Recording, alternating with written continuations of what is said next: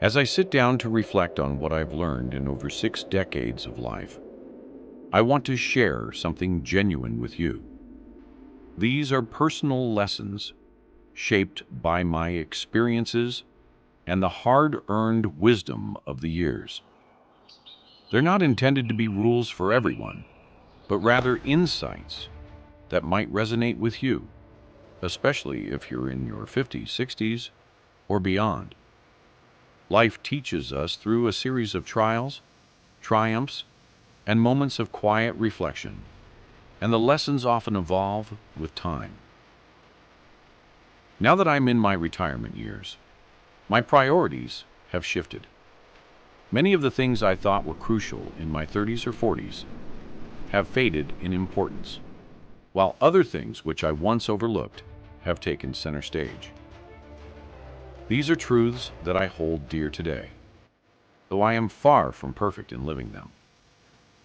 I'm sharing these reflections not as someone who has mastered life, but as someone still learning every day. If you find something that resonates with you here, I encourage you to sit with it, reflect on it, and perhaps it will spark something meaningful in your own journey.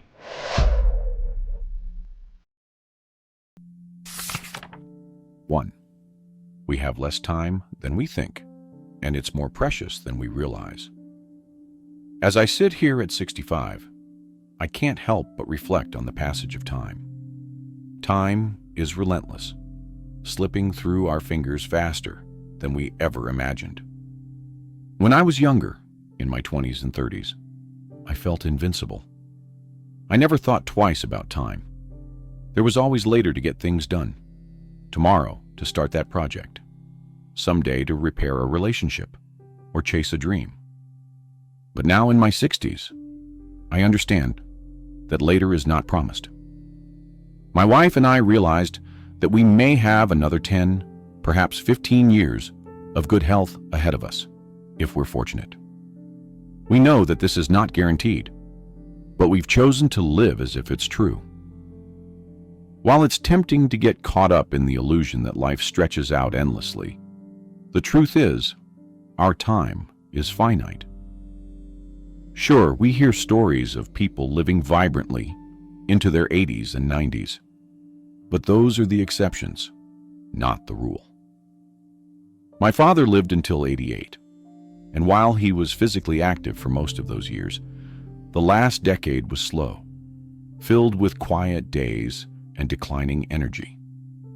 I've learned to ask myself, am I living as if my time is running out? It's not a morbid question, but a motivating one. If we knew we only had 15 good years left, how would we choose to spend them? It's easy to fall into the comfort of routine, to fill our days with the familiar and the safe. But is that really how we want to spend the time we have left? Whether it's travel, starting a new passion project, mending old wounds, or simply spending more time with family, the time is now. This realization has led me to prioritize experiences over things. I no longer care about accumulating more stuff or checking off arbitrary achievements. Instead, I focus on creating memories with the people I love, because that's what will last. In the end, our legacy isn't about what we did or owned. It's about how we spent our time and who we shared it with. 2. Health is a daily choice. Choose wisely.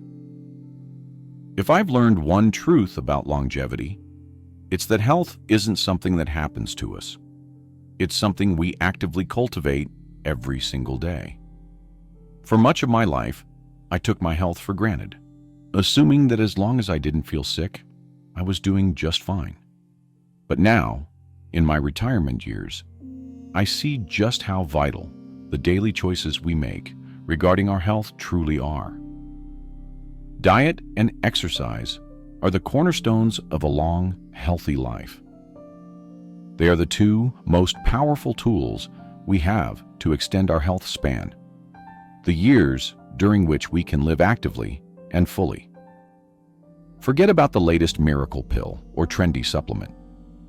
It's what you put in your body and how you move your body that counts the most. When I was younger, I didn't pay much attention to my diet. Like many people, I ate whatever was convenient or enjoyable, not thinking much about the long-term effects.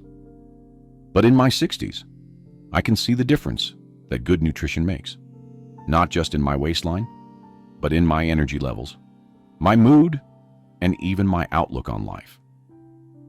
Eating a balanced, whole food diet has become one of the most important investments I make in myself. Exercise, too, has taken on new importance. In my youth, physical activity was often about appearance or performance, how fast I could run, how strong I could get. But now, it's about staying mobile, flexible, and capable of enjoying life. I don't need to run marathons or lift heavy weights anymore, but I do need to walk, stretch, and stay active. Movement is life, and I want to keep moving for as long as I can. The truth is, health is one of the few things we can control as we age. While genetics play a role, much of our well-being is determined by the choices we make every day. The earlier we start making better choices, the more time we'll have to enjoy the benefits. 3. Money stops being the focus, and what matters is what money can't buy. For most of my working life, I was laser-focused on financial security.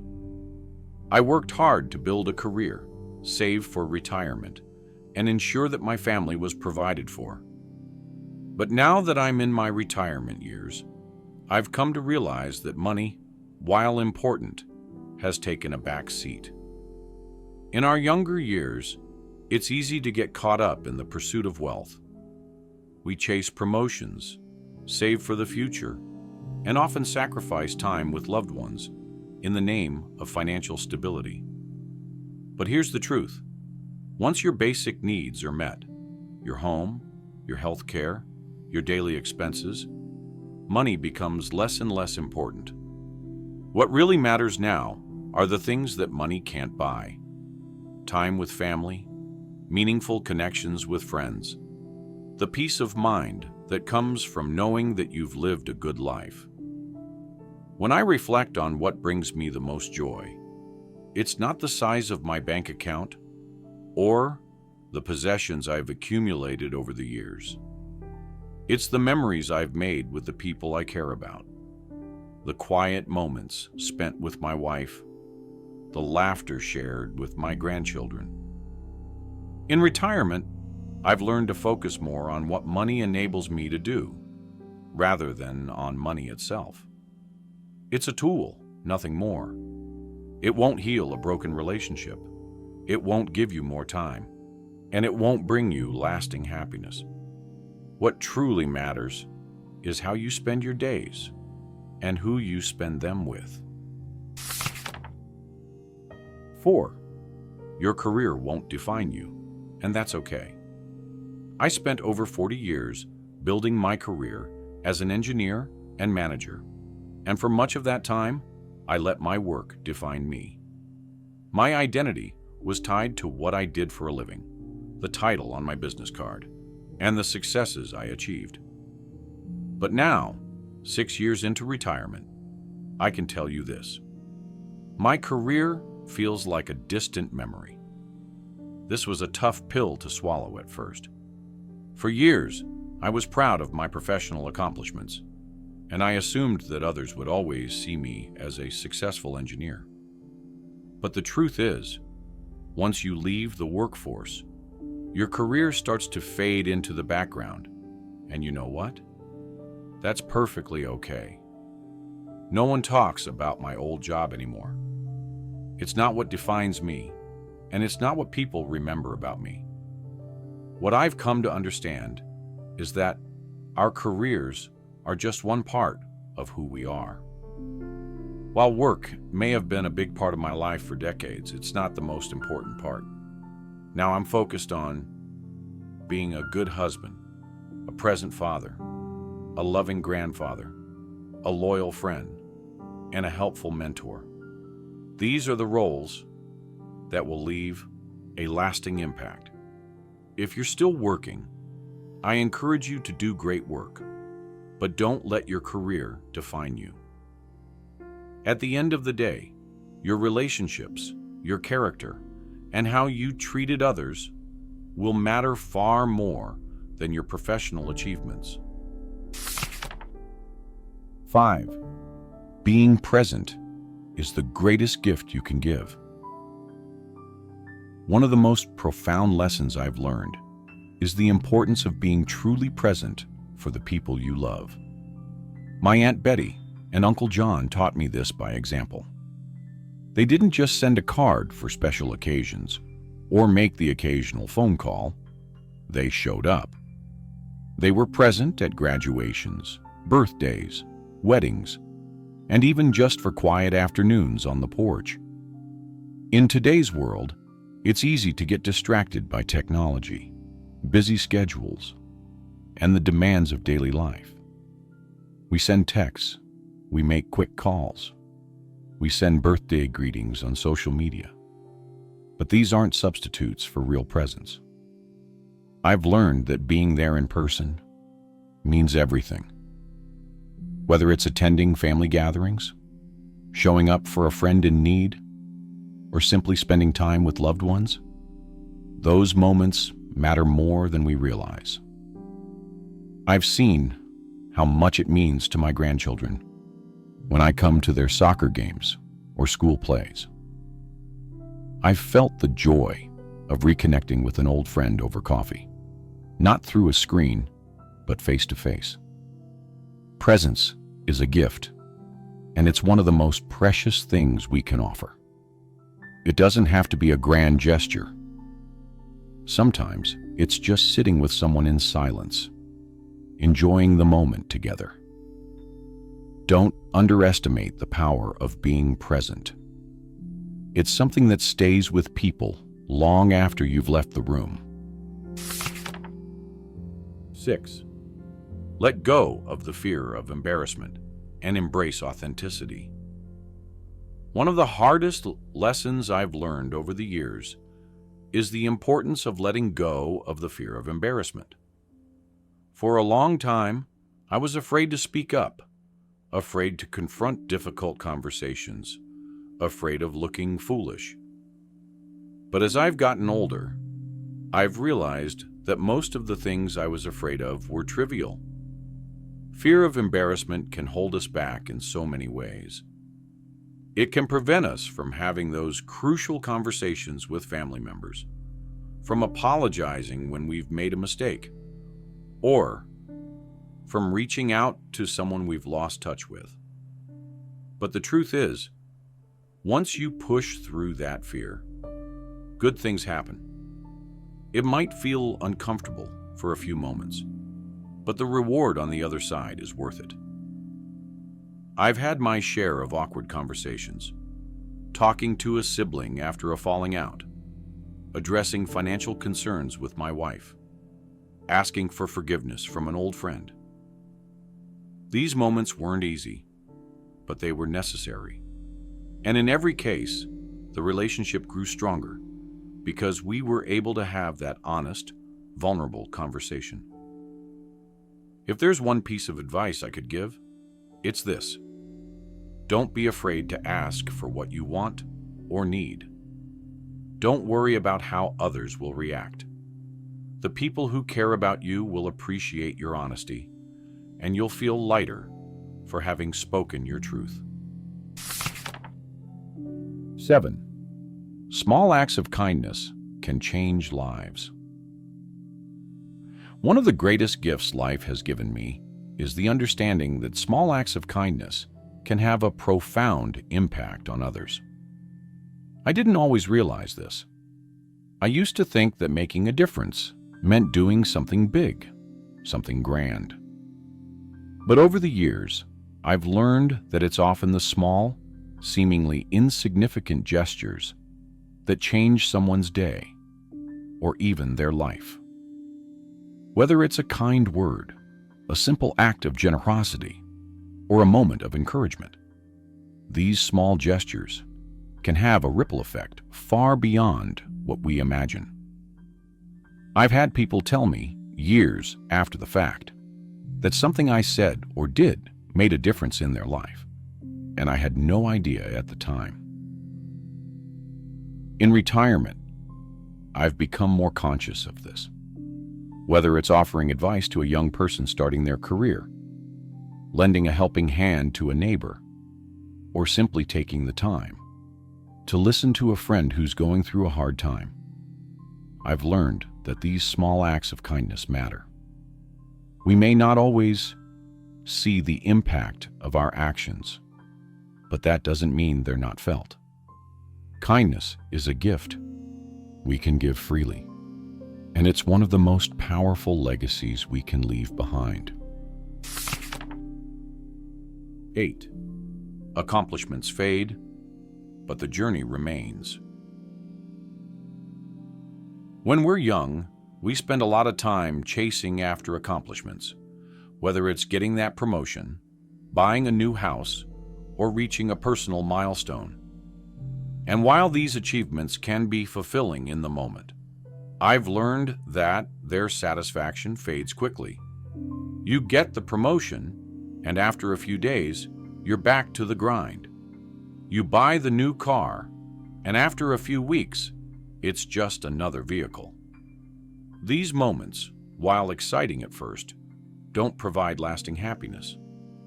What stays with you is the journey, the experiences, the challenges, the growth along the way.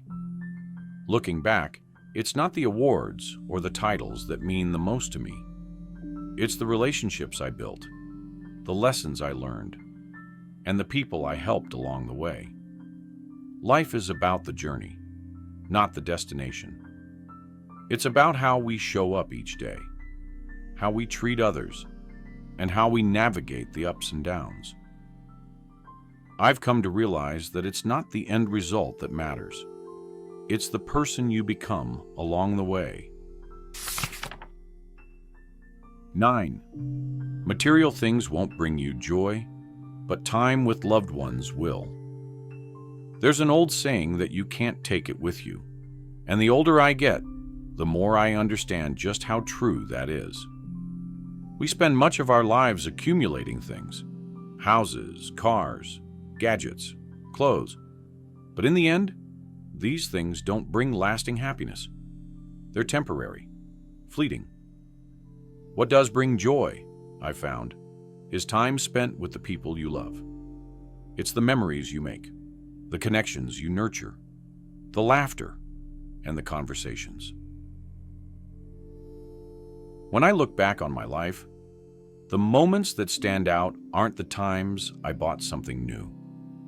They're the times I spent with family and friends, the shared experiences, the adventures, the quiet moments of connection.